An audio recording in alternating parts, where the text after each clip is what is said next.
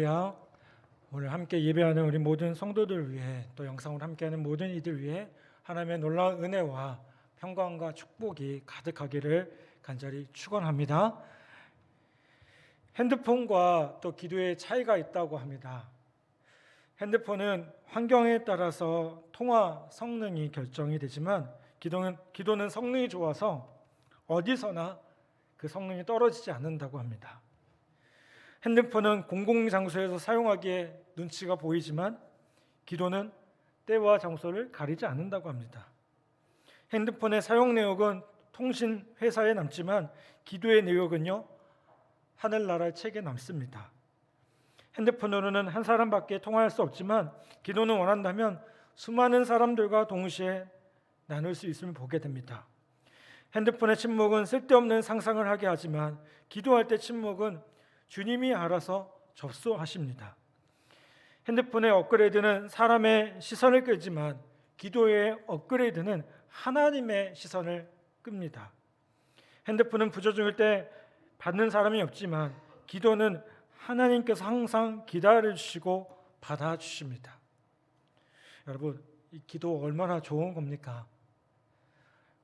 너무나도 어려운 시간들을 우리가 보내고 있고 그런 모습 가운데 다시 한번 기도함으로 승리하는 우리 귀한 성도들, 우리 모든 이들 다 되기를 간절히 바랍니다. 아멘. 오늘은 사도신경 중에 십자가에 못 박혀 죽으셨다는 것에 대해서 같이 말씀을 나누도록 하겠습니다. 여러분, 십자가는 여러분 잘 아시는 것처럼 고대 사회에서 너무나도 잘 알려진 가장 비극적인 형틀입니다. 고대 사회에서 십자가 형틀이 널리 사용되었던 국가들을 보면 이집트, 페니키아, 카르타고, 페르시아, 아시리아, 인도, 그리스, 로마 등이 이 십자가형을 사용했습니다. 십자가라는 것은 유대 사회에서는 일반적인 형틀은 아닙니다.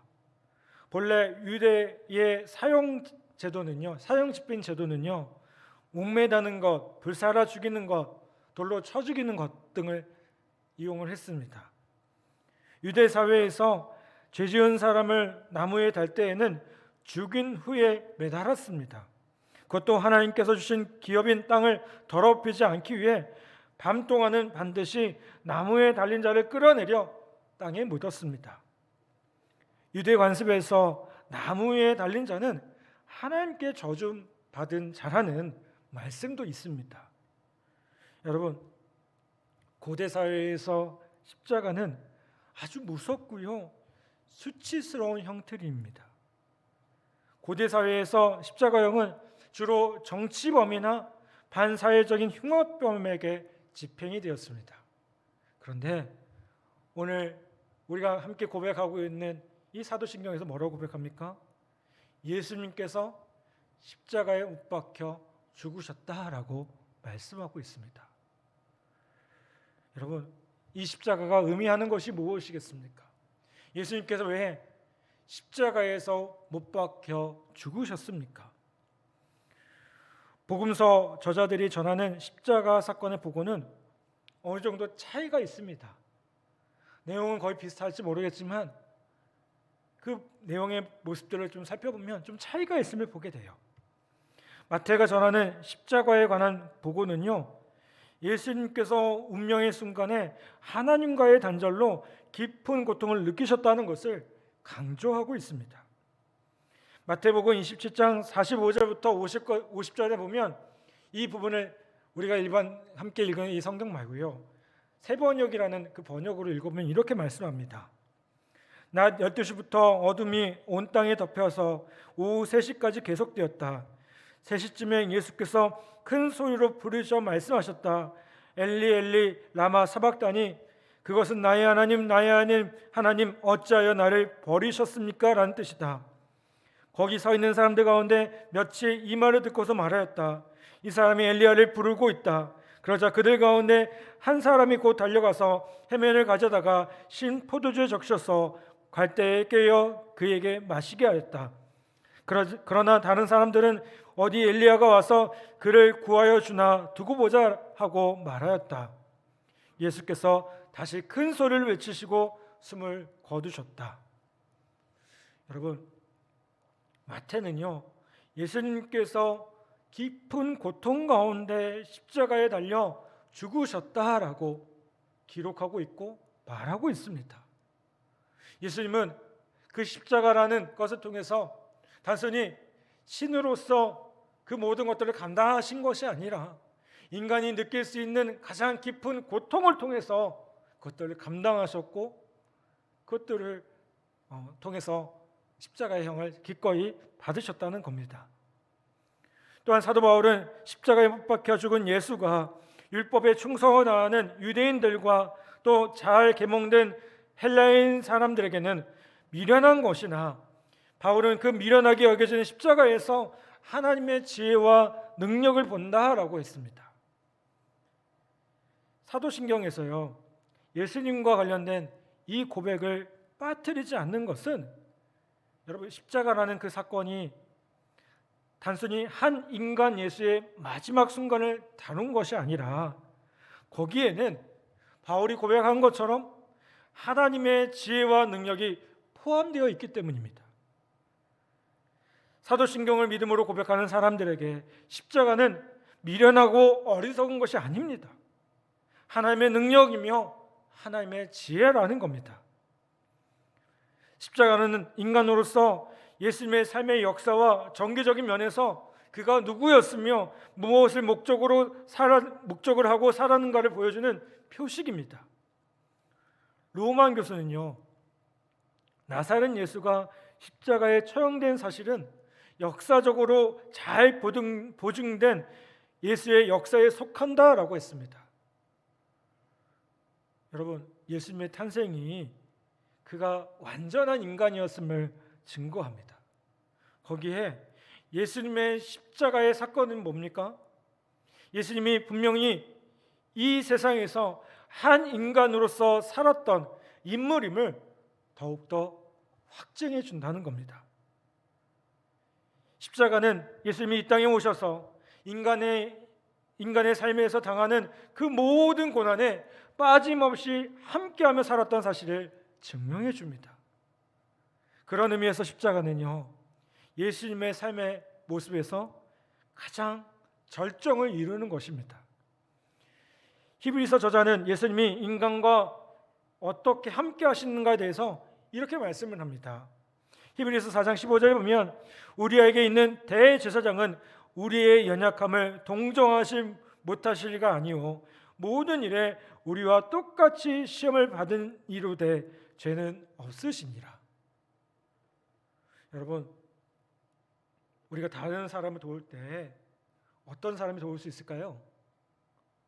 그 사람과 같은 고난과 고통을 겪은 사람이 도울 수 있어요. 그것이 가능함을 보게 됩니다. 그런데 경험만 가지고는 안 됩니다. 뭐가 필요할까요? 거기에 사랑이 있어야 돼요. 아이를 극진히 사랑하는 그 엄마의 모습을 보십시오. 이 아이가 아프면 어떻게 합니까? 단순히 아픔을 느끼는 정도가 아니라 잠도 못 자고요, 이 아이를 극진히 보살피고 간호합니다. 제가 제 아내를 볼 때마다 제 자신은 참 부족함을 많이 느껴요. 저도 분명히 제 아이들을 사랑하거든요.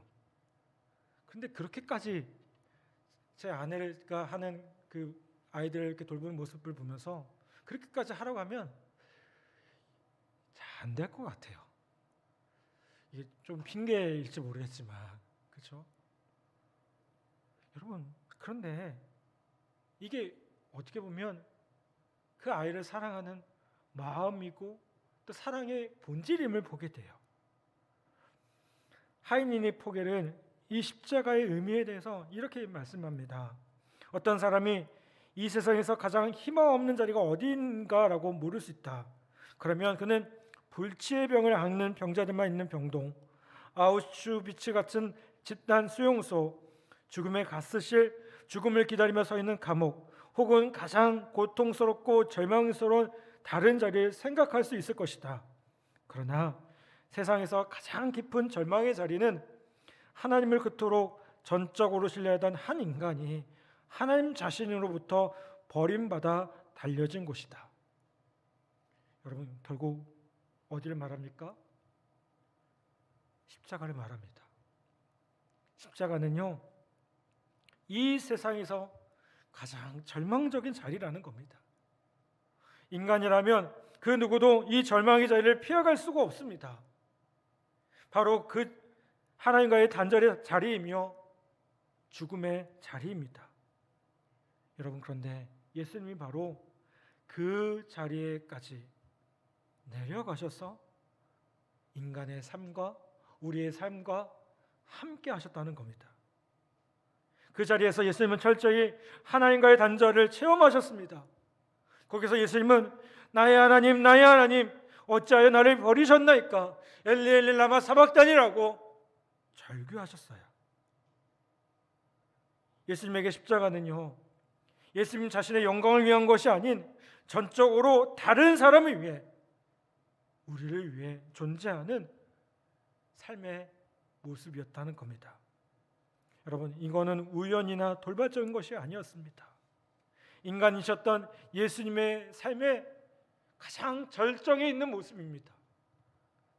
여러분, 오늘 우리는 그 십자가를 바라봐야 될 줄 믿습니다.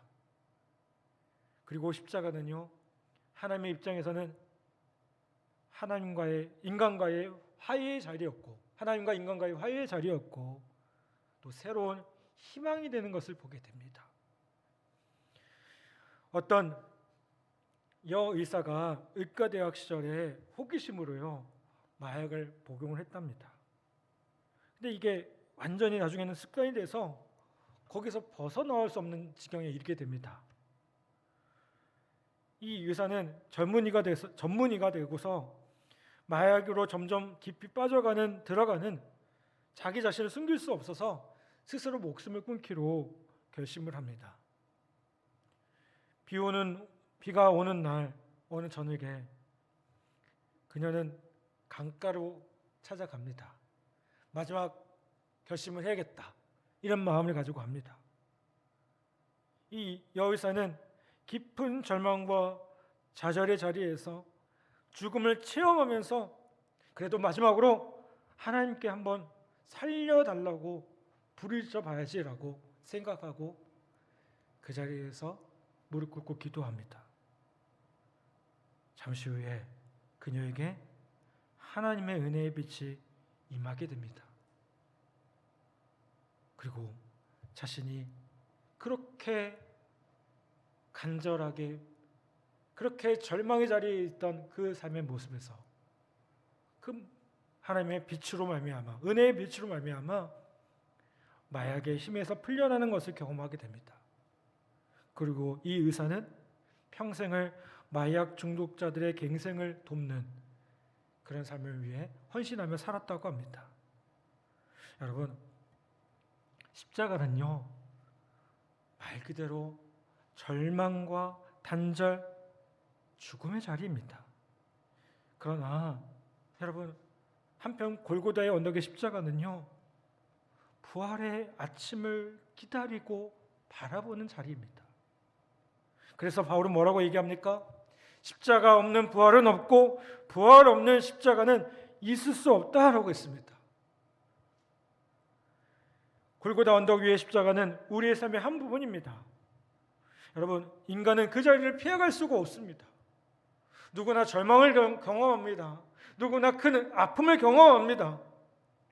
인간은 삶의 어둡고 절망적인 부분들을 경험하며 살아가면서 때로는 허황된 것들을 바라봅니다. 유토피아를 꿈꿉니다. 그리고 때로는 깊은 허무와 좌절에 빠지기도 합니다. 십자가는 이 유토피아와 허무주의 사이에 놓여 있는 아주 좁은 생명의 길을 보게 돼요. 우리는 유토피아나 허무주의 같은 허구의 삶이 아닌 십자가의 좁은 길에서 우리를 찾아오셔서 만나주시는 그 하나님을 경험합니다. 여러분, 십자가가 있기에 부활이 있는 겁니다. 십자가가 없는 부활, 그 뭘까요? 그저 허무맹랑한 희망일 뿐입니다. 그러나 십자가가 있기에 그 깊은 절망 가운데 새로운 소망을 갖게 됩니다. 마치 어둠이 깊어지면 깊어질수록 아침이 가까이 오는 것처럼 십자가의 깊은 절망과 고통을 경험한 사람이 부활을 진정으로 받아들일 수 있고요, 부활의 참된 능력을 고백할 수 있다는 겁니다. 여러분, 오늘 이 십자가의 능력을 우리가 다시 한번 기억하기를 간절히 바랍니다. 십자가는 우리가 본받아야 할 희생의 삶, 하나님께 순종하는 삶의 표현임을 보게 됩니다. 십자가의 삶은요, 악, 불의, 억압에 대해서 저항하고 의의 길을 걸어가고자 하는 결단의 삶입니다. 고통 가운데 있는 이웃에게 주님의 사랑, 그 십자가의 삶을 나누며 살 때 이루어지는 것을 보게 됩니다. 여러분, 기독교 역사를 보면 교회와 성도들이 항상 어떻게 했을까요? 억압받고 고통 가운데 있는 사람들과 함께 했고요, 그들에 대한 사랑과 섬김을 포기하지 않는 모습으로 계속해서 살아왔음을 보게 돼요. 여러분, 골고다의 십자가는 모든 사람이 본받아야 할 삶의 모범입니다. 그래서 교회에 뭐가 있습니까? 십자가가 있는 겁니다. 지금도 고통받고 있고 어려워하고 있는 그 이웃들과 성도들에게, 또 온 인류에게 희망이고 소망이 되는 것을 보게 됩니다. 여러분, 사도신경에서 보면 예수님은 십자가에서 못 박히셨다라고 그렇게만 끝나지 않습니다. 어떻게 말합니까? 죽으셨다라고 강조하고 있습니다. 죽으셨다. 이 복음서에서도 마찬가지입니다. 예수님은 십자가에서 잠깐 기절하신 것이 아니라 완전히 죽으셨음을 강조하고 있습니다. 이것은 하나님께 복종하는 삶, 헌신하는 삶, 사랑의 삶을 사신 예수님이 세상에서의 삶을 마감했다는 것을 의미합니다. 그는 십자가에 못 박혀 죽음으로 이 세상에서의 삶을 끝냈고요, 하나님께 대한 그 순종의 삶을 완성하셨다는 겁니다.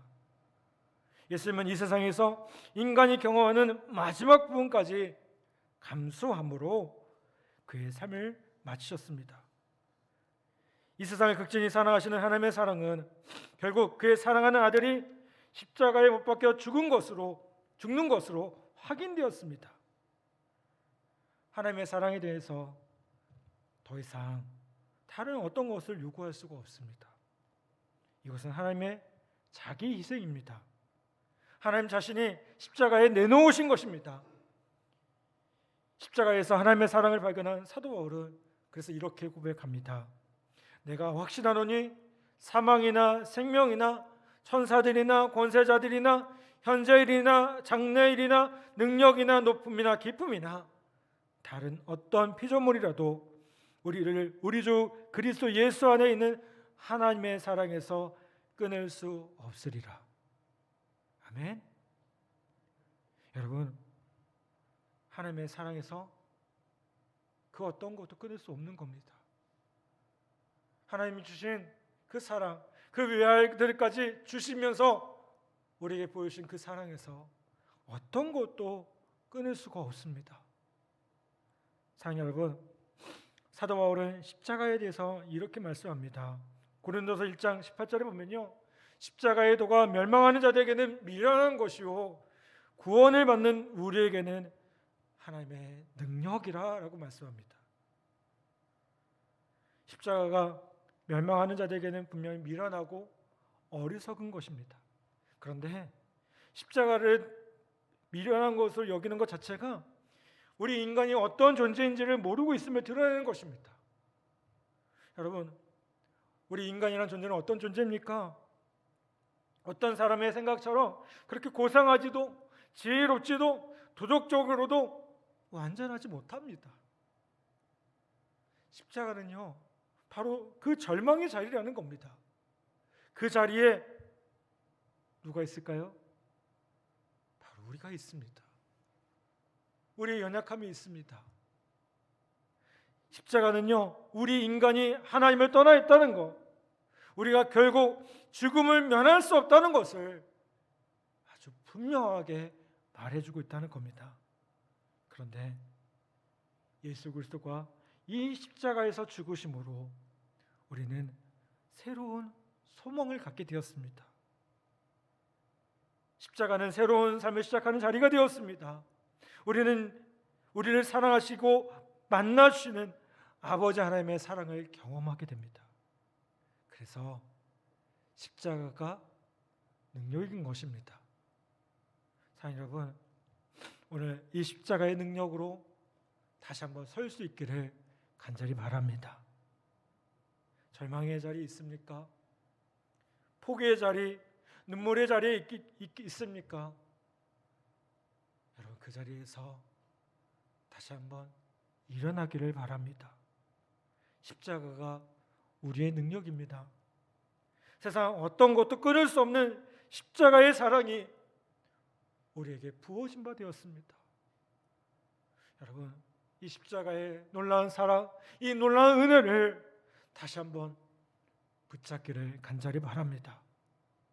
한 주간 우리의 삶의 모습 가운데 때로는 고난과 또 어려움이 있고 절망이 있을지 모르겠지만 십자가를 바라보며 그 십자가를 지신 믿음의 주요 온전케 하신 이인 예수 그리스도를 만을 바라보며 그 십자가의 은혜로 살아가는 우리 귀한 성도들 되기를 간절히 바랍니다. 여러분, 십자가는 그 위에서 멋있으라고 절대 걸어오는 거 아닙니다. 이 십자가를 바라보며 우리의 연약함을 깨닫고 우리의 절망을 다시 한번 깨닫고 십자가의 은혜와 사랑을 다시 한번 깨닫는 귀한 은혜가 있기를 주님의 이름으로 간절히 축복합니다. 아멘.